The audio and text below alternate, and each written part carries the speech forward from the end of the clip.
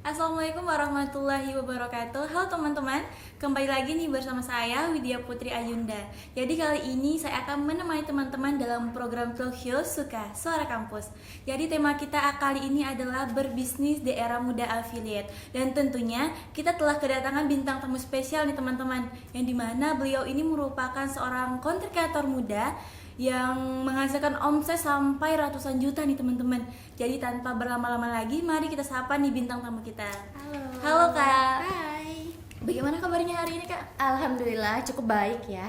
Alhamdulillah. Aduh, kakak kelihatan cantik banget sih hari Makasih, ini. kamu juga cantik kan? Aduh, jadi malu deh.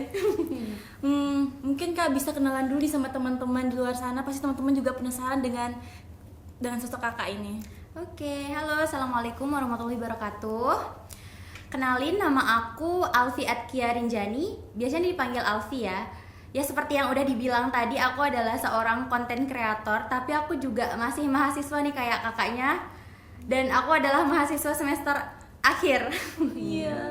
Iya, masih ngerjain skripsi sekarang. Berarti masih sibuk sama skripsi ya Kak? Iya, baru ngajuin judul sih, semoga diterima ya. Amin, Amin. amin.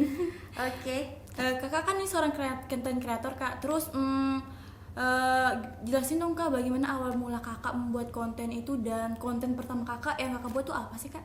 Oke. Konten pertama kali aku bikin konten itu di awal tahun 2022 ya. Itu waktu itu aku lagi semester akhir untuk jurusan D3 Sistem Informasi, kebetulan sekarang lagi lanjut S1. Ya, jadi waktu itu awal kontennya itu pas semester akhir itu kan mau ngajuin judul tugas akhir nih, tapi nggak bisa ngajuin karena aku belum bayar semester. Jadi emang terkendala biaya ya. Terus aku kayak iseng-iseng aja nih scroll, ketemulah beberapa orang yang bikin konten afiliasi gitu, yang bikin konten jualan. Jadi ya udah, aku nyoba aja bikin. Konten pertama aku dulu jualan ini, lip tint. Itu konten pertama kali yang benar-benar aku coba pertama kali, tapi ternyata nggak terlalu menjual. Jadi aku bikinlah konten pakaian, tapi aku cuman pakai pakaian-pakaian yang emang udah aku punya gitu. Walaupun sebenarnya aku nggak beli dari TikToknya langsung ya, tapi dulu emang udah ada dan aku cari di TikTok itu ada yang mirip nggak. Kalau ada yang mirip baru aku kontenin gitu sih. Itu konten pertama aku. Berarti fokus konten kakak sekarang kemana Kak? Ya lebih ke pakaian sih, tapi semua yang dipakai, entah itu untuk alas kaki kayak sendal, sepatu, kaos kaki gitu, terus ke celana bawahan, rok gitu, sampai semuanya. Pokoknya yang penting itu OOTD ya namanya, outfit iya. gitu. Iya. Terus kalau kata anak sekarang. Terus kenapa sih Kak kayak konten kakak itu lebih fokus ke affiliate ketimbang ngikutin buat tren-tren viral gitu Kak? Kalau buat tren-tren viral tuh sebenarnya aku bukan orang yang yang terlalu percaya diri ya.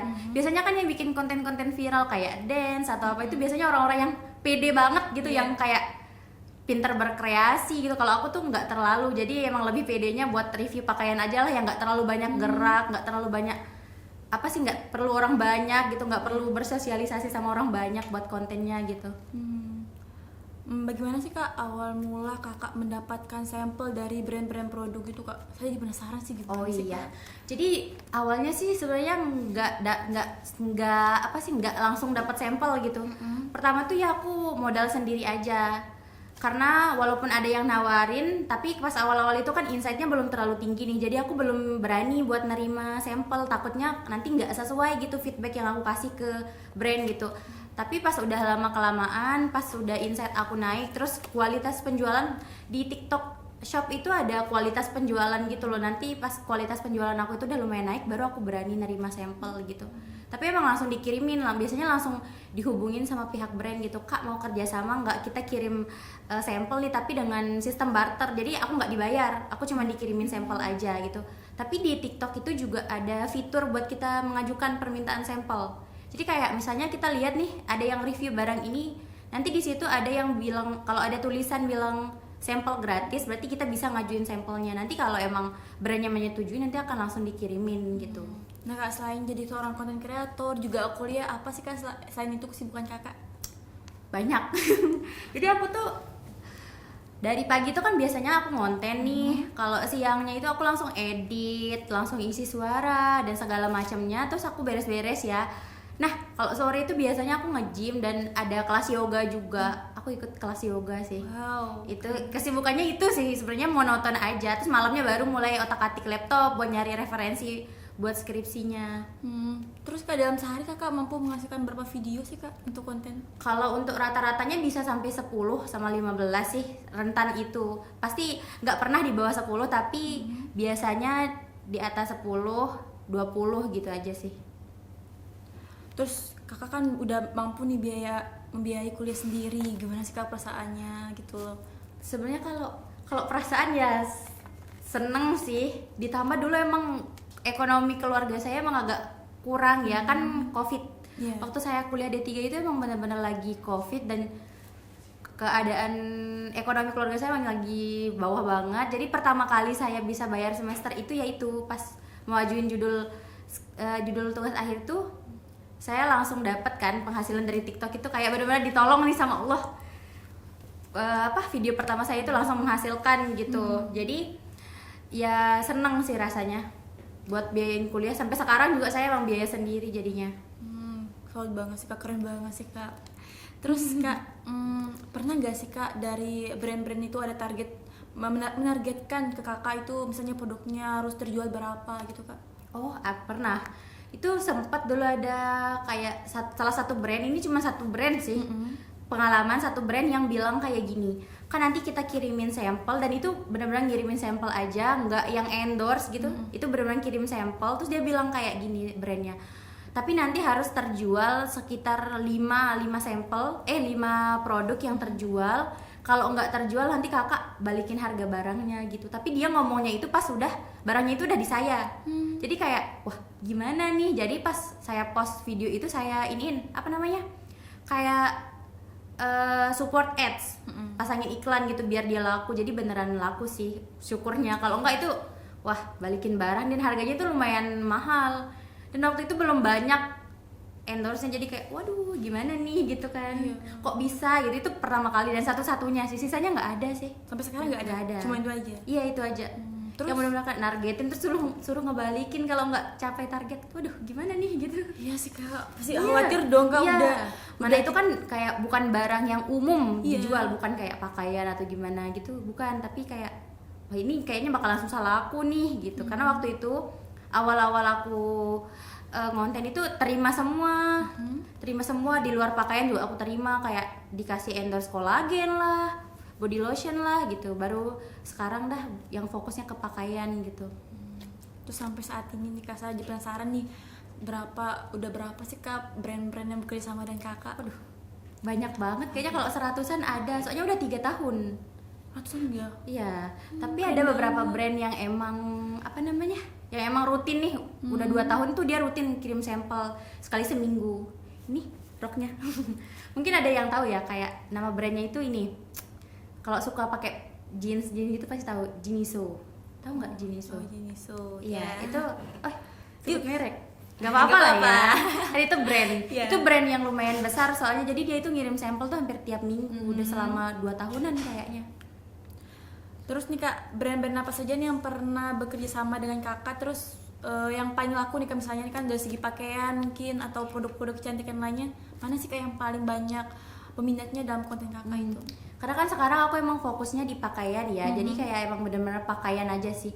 Dalam sehari itu bisa laku sampai 500 piece. Tapi yang paling banyak untuk beberapa waktu terakhir ini, yang paling banyak peminatnya itu ada produk dari toko namanya Kawisari. Itu dia udah kontrak saya itu selama 4 bulan apa berapa, itu udah kontrak bener-bener kontrak selama 4 bulan itu laku banget.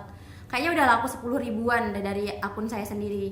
Wow. Jadi kayak sebulan itu bisa laku 2.000 sampai 3.000 barang untuk produknya dari toko itu.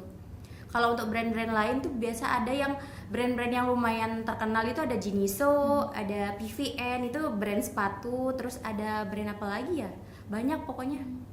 Selain buat konten untuk penjualan produk, Kakak pernah nggak sih nge-live sambil jualan produk atau nge-live iseng-iseng gitu Kak? Kalau live jualan produk pernah. Awal tahun kemarin waktu kan TikTok Shop itu sempat ditutup ya. Tahun 2023 itu sempat ditutup. Awal tahun 2022 itu aku sempat live tapi ternyata capek ya live ya. Capek, belum harus ngos-ngosan nih, belum panasnya, belum ngomongnya, belum nanti ada yang ngomong aneh-aneh di live. Aduh, enggak deh, aku Berarti nggak lanjutin. Berarti lebih enakan ngonten ya kak? Iya. Terus nih kak, pernah gak sih kak kakak itu dapat hate comment gitu? Sering banget. Paling banyak tuh komennya kayak gini, kayak kak ingat neraka. Karena kan namanya review pakaian ya, ya tau lah ya, apalagi cewek gitu kan, ya sering di komen kayak gitu, kak inget keluarga dong, jangan kayak gitu dong kontennya. Loh gimana ya, saya konten pakaian, toh kan saya juga masih berhijab gitu kan. Cuman ya ada aja yang komen kayak gitu.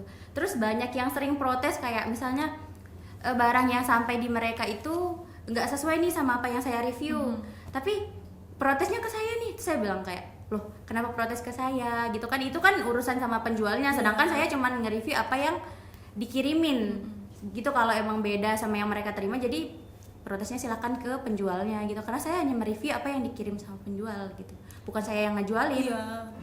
Jadi gitu. kak, selain hate comment nih, ada gak sih tantangan terbesar kakak ketika ngonten? Terus gimana sih cara kakak mengatasinya? Kalau tantangan terbesar itu lebih ke males. Iya, apalagi kita cewek kan ya. Iya, mageran. Gen Z nih. Mager banget kalau udah nyentuh kasur, kalau udah buka Netflix, drakoran, aduh, scroll pasti males TikTok. banget. Iya, tapi kalau untuk mengatasinya ya saya lihat lagi lah catatan saya nih, deadline udah kerjain itu, dan butuh uang ya.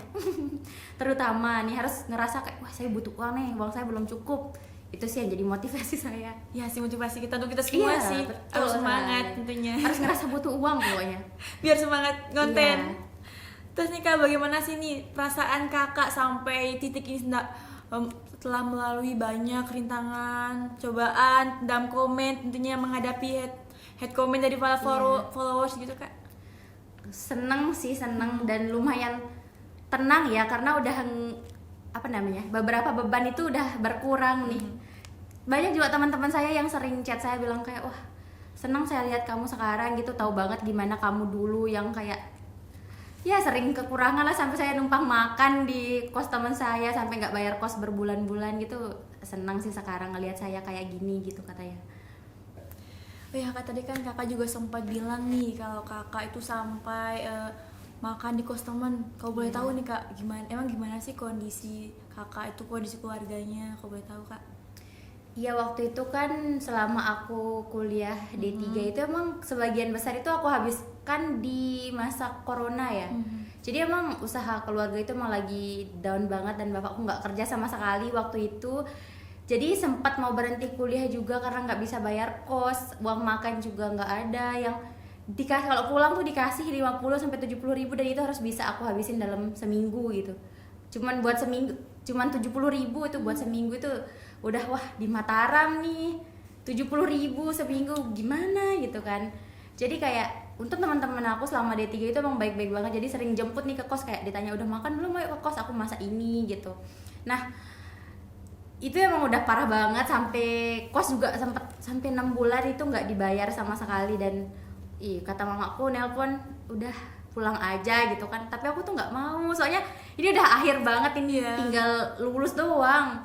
Untungnya pas semester 4-5 itu dapat bantuan dari kampus. Ada dulu nama bantuannya itu bantuan UKT gitu, pokoknya di kampus tuh dikebayarin per semester itu dibayarin, tapi cuma 2 semester. Nah semester 6-nya itu nggak dapat lagi. Jadi kayak itu selama 1 semester itu benar-benar kayak muter kepala gitu, ini dapat di mana, sedangkan bapak saya tuh nggak kerja sama sekali.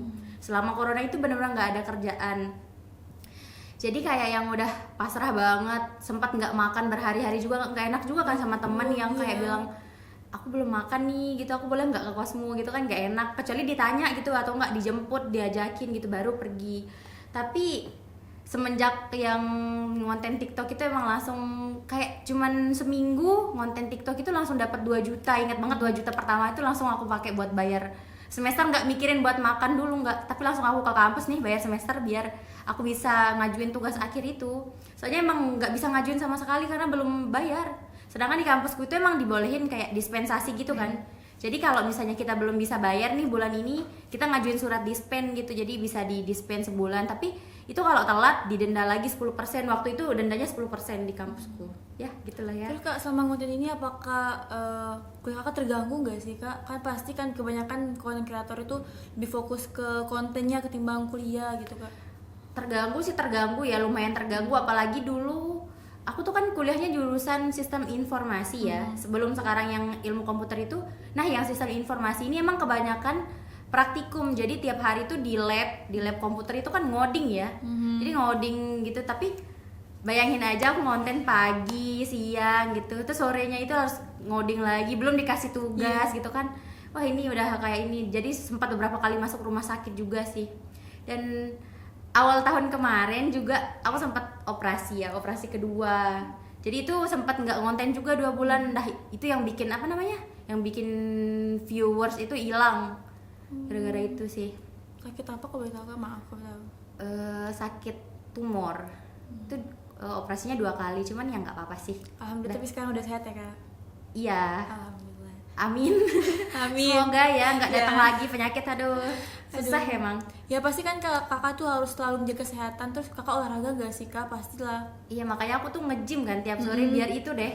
Biar emang banyak gerak, karena emang kata dokter itu emang udah kayak kalau mau nyari obat tuh mau obat segimana pun kalau emang kita juga nggak ngejaga kesehatan juga nggak bisa. Jadi karena aku emang banyak kegiatan, terus istirahat juga kurang, jadi aku juga perbanyak olahraga, perbanyak vitamin juga, dan belajar ngatur pola makan sama pola tidur. Tapi mahasiswa mana sih yang nggak begadang? Hei. Iya. Ya kan? Ya pagi dikejar deadline kak. Iya. Sampai nggak tidur sampai Waduh. pagi. Ya kan ada nggak yang nggak tidur 2-3 hari gitu kan? Pasti ada. Iya. Bagi karena tugas deadline gitu. Iya, benar deh. Tapi kalau sekarang enggak sih sebenarnya.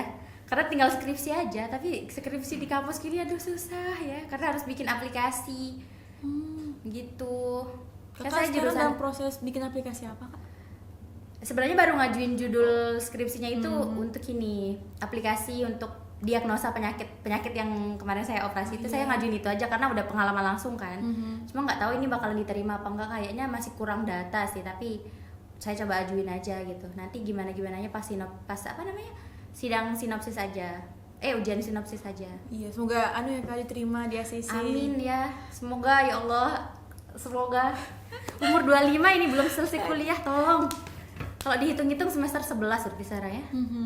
9 apa 11 nggak tahu deh. 11 kayaknya. Kita kembali ke konten nih kak. Kan Iya. awal pertama kakak buat konten kan pasti ada rasa canggung nih kak. Gimana sih kak? Saya pengen tahu, saya pengen belajar langsung nih dari kakak. Gimana sih cara public speakingnya di awal itu kayak gimana? Oh iya, dulu konten saya itu nggak pakai suara sebenarnya. Awal-awal konten tuh cuman konten biasa lah ya. Kalau dulu tuh masih booming banget yang jedak-jeduk gitu. Iya. Jadi kontennya konten jedak-jeduk gitu, kayak aku gaya lah depan kamera, nanti dari video itu aku screenshot. Aku ambil yang gayanya itu lumayan, jadi aku jedak-jedukin aja gitu. Nanti tulisannya di situ aku tulis kayak gini, kapan lagi ketemu celana harga segini gitu. Tapi awal mula aku bikin konten yang pakai voice over, yang pakai suara itu karena yang jedak-jeduk itu udah nggak rame lagi kan. Jadi aku mikir nih gimana ya biar rame lagi. Jadi aku nyoba buat apa namanya, buat pakai suara gitu. Jadi kalau masalah canggung sebenarnya canggung aja sih, tapi lama-lama kalau udah terbiasa juga pasti bakalan biasa. Kalau emang masih canggung di awal bisa kok bikin konten yang nggak ngeliatin muka. Jadi dulu aku nggak ngeliatin muka, jadi cuman ambil setengah dari leher ke bawah doang. Atau enggak aku fokusin di bagian yang emang aku promosiin, misalnya bajunya aku zoom gitu ke arah bajunya aja biar aku nggak perlu ngeliatin muka karena canggung kan. Tapi emang kalau udah terbiasa lama-lama pasti bisa kok, bakalan ngalir gitu aja. Jadi kayak udah kalau bikin kontennya nggak pakai suara jadinya aneh gitu. Iya. Kalau kaku ya, dulu badan saya kaku ya, kayak maksudnya kayak gaya gitu ya. Cuman lama-lama ya lentur aja sih, kayak ngikutin aja, kayak tinggal gini gitu. Tapi kalau saran aku sih buat yang pertama-tama ngonten sih mending banyak-banyak lihat referensi sih. Lihat aja kok tiktokers yang emang fokusnya di bidang yang sama gitu. Terus kakak ini kan punya banyak followers nih kak. Gimana sih cara kakak biar followers kakak itu tetap stabil gitu, nggak menurun? Kan biasanya tuh banyak nih konten-konten kreator memang followersnya menurun karena konten yang dibuat nggak menarik lagi. Oh iya, kalau aku sih saran aku ya, tips dari aku nih biar followers itu tetap naik atau enggak stuck lah di situ gitu, nggak berkurang gitu. tetap aja post, mau dia lagi rame, dia lagi sepi tuh post aja lah, minimal tuh satu video sehari tuh, dalam 24 jam itu jangan nggak post video pokoknya. Terus aku kan cara aku biar followers aku tuh naik, aku kayak apa sih namanya, kayak bikin target gitu, jadi target aku tuh ke orang-orang yang emang badannya itu lumayan berisi. Makanya di setiap video aku tuh pasti aku awal mulain dengan kata-kata kayak yang badannya berisi, kalian wajib banget nih punya produk. Misalnya produk yang lagi aku pakai itu baju, jadi aku bilang kayak nih, yang punya badan berisi wajib banget nih punya baju satu ini, atau enggak celana gitu. Aku bilang misalnya yang badannya berisi di bagian bawah gitu kan, kalian harus punya celana ini nih karena ini cocok banget dipakai sama kalian gitu. Aku fokusin ke sana sih. Kalau misalnya ada yang komen nih kayak, Kak kalau buat badan ukuran segini harus pakai ukuran apa gitu. Jadi itu dijawab aja komennya. Pokoknya semua komen itu sebisa mungkin tuh dijawab. Kalau bisa tuh dijawab pakai video. Jadi konten kamu itu nggak terputus. Misalnya ada yang bilang kayak, Kak spill bajunya dong. Spillnya jangan langsung di komen, tapi spillnya pakai video. Jadi di TikTok itu ada kok kan fitur yang balas dengan video itu. Jadi nanti dibalas aja pakai video. Post lagi video yang nge-review bajunya. Biar bajunya itu juga tetap laku juga gitu. Nanti kontennya bakalan tersambung kok jadinya, jadi nggak bakal kehabisan ide gitu. Iya. Berarti ya harus gitu ya Kak, misalnya kalau ada komentar dari followers, saya tanya-tanya ukuran, jadi dibalasnya lewat video gitu. Betul. Jadi kayak gimana ya, namanya ya, pokoknya kayak berinteraksi lah sama followers gitu. Jangan cuek-cuek kayak nggak mau balas gitu. Balas aja udah. Mau komen hate comment juga aku balas. Kayak misalnya di komen nih kayak astagfirullahalazim gitu, dibalaskan, Kak ingat neraka gitu. Ada yang liatnya kayak, yang ada yang komen kayak gini, geli banget liatnya katanya gitu. Emang yang gelitikin kamu siapa? Kamu geli gitu. Dibalas aja, mau dia hate comment, mau dia komen jelek, baik, kayak balas aja gitu. Kakak pernah nggak sih kayak nge-review makanan gitu? Kalau makanan enggak sih.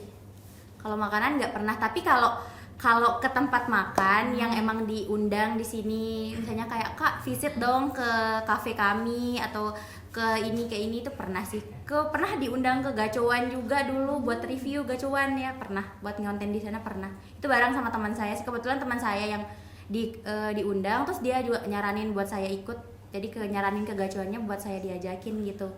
Wow, itu reviewnya banyak gak Kak? Banyak. Pernah juga saya review ini, tahu nggak tempat foto yang ada di Epicentrum itu rame banget, viewnya rame. Apa sih namanya ya? Tempat studio foto itu pokoknya yang ada di lantai 3 yang kan? viral. Iya, yang warna FYP pink itu. Nah, itu deh. Yeah. Itu aku diundang di situ juga buat nge-review tempatnya. Itu lumayan tinggi sih. Sebenarnya kalau ngonten yang visit tuh kalau mau sebenarnya bisa kok, bakalan rame juga. Apalagi kalau kita campur pakai logat Sasakindo ya, itu bakal menarik banget sih itu. Kalau dicampur tuh setengah Sasak, setengah bahasa Indonesia, itu bakalan naik sih cepet. Soalnya ada keluarga saya, bibi saya itu juga dia kerjanya tiktokers juga, tapi dia itu kayak bikin a day in my life. A day in my life? Iya, ada nama tiktoknya itu Nevi Cipop. Wow. Tapi dia bibi saya. Itu kenapa sih kakak nggak tertarik juga buat a day in my life gitu Kak? Nah itu kan balik lagi ke saya itu masih mahasiswa, terus saya juga nggak bisa bawa motor. Jadi kalau bikin a day in my life yang misalnya ngunjungin ke sana, jalan ke sini tuh susah sih. Masa saya ngonten di Grab gitu kan, wah capek nih gitu. Jadi terus ditambah kegiatan saya juga banyak kan, jadi kayak nggak bisa sih kalau bikin a day in my life. Oh ya kakak ikut nggak sih kayak komunitas-komunitas influencer, tiktokers gitu? Aku ikut komunitas ini Lombok Influencer namanya, dan di situ itu emang sering dapat job ya, sering ada job. Kalau di situ kebanyakan tuh job visit, emang kayak visit hotel, visit tempat makan yang baru buka, terus sering kerja sama Yamaha, IM3 gitu. Cuman kebanyakan sih saya nggak ambil kalau di situ. Kalau yang emang tempatnya itu agak jauh nggak saya ambil, tapi kalau dekat-dekat masih saya ambil. Dan di situ juga seru sih, kayak bisa bertukar cerita, bertukar pengalaman sama sesama influencer gitu, sesama tiktokers gitu, seru sih. Tapi saya juga ikut ini juga, ada komunitas afiliator tapi itu se-Indonesia gitu. Jadi kayak ada satu grup yang emang isinya itu rata-rata tiktokers atau afiliators yang emang kerjanya itu yang emang videonya itu emang khusus di bidang outfit. Jadi di situ tuh kadang kita sering saling kirimin nih, oh aku sebulan dapat segini, nanti yang dapat lebih banyak tuh ditanya, Kak tipsnya dong gimana gitu, jadi sering saling sharing gitu. Jadi kakak pernah gak ikut event yang mereka adakan gitu? Mungkin paling jauh di mana gitu kak? Kalau event sih belum pernah, cuman kemarin sempat ada tawaran sih, tapi karena keluar Lombok, orang tua saya belum izinin ya, apalagi saya cewek nih, nggak ada yang dampingin juga buat pergi jauh itu ada, cuman agak itu udah susahnya karena kita di Lombok ya, kebanyakan acara-acara atau event-event buat TikTok itu pasti di pusat, di Jakarta. Kalau kemarin tuh ada di Surabaya sih, cuman waduh jauh nih, harus nyebrang, harus terbang nih, itu kan susah deh.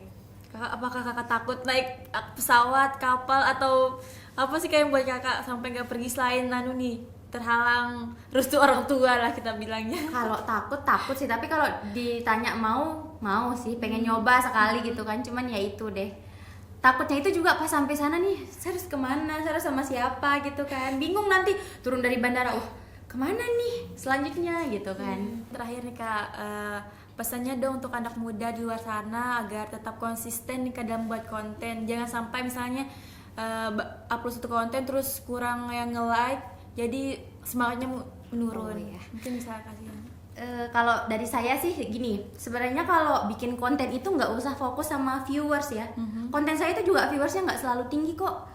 Pernah beberapa bulan itu konten saya tuh stuck di angka 200 sama 400 penonton. Tapi saya tetap paksa ini, tetap saya posting lebih dari 5 video tiap hari itu tetap saya posting, karena di pikiran saya tuh saya selalu masuggest diri saya itu kalau mau berapapun yang nonton tuh pasti bakalan ada yang beli kok. Pasti suatu saat nanti bakalan ada yang rame kok. Walaupun misalnya pas kita posting sekarang nih, dia nggak rame kan sekarang, dalam 2-3 hari tuh yang nonton masih segitu. Tapi bisa aja 2 atau 3 bulan kemudian tiba-tiba viewsnya melonjak.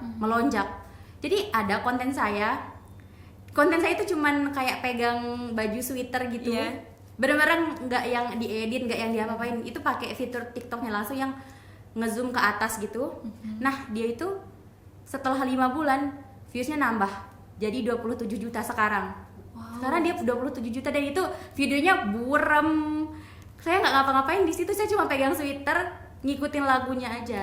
Tapi emang gitu, jadi kayak ya udah post aja, apa yang konten yang kamu bikin sekarang tuh post aja, nanti juga bakalan rame kok suatu saat nanti gitu. Iya. Baik Kak, terima kasih Kak atas waktunya dan sudah mau berbagi cerita serta pengalaman untuk kita semua. Jadi teman-teman jangan lupa ya untuk tunggu episode selanjutnya. Dan untuk teman-teman yang kira-kiranya mempunyai pertanyaan atau saran dalam talkshow kali ini, silahkan komen di bawah. Saya Widya Putri Ayunda, terima kasih. Wassalamualaikum warahmatullahi wabarakatuh.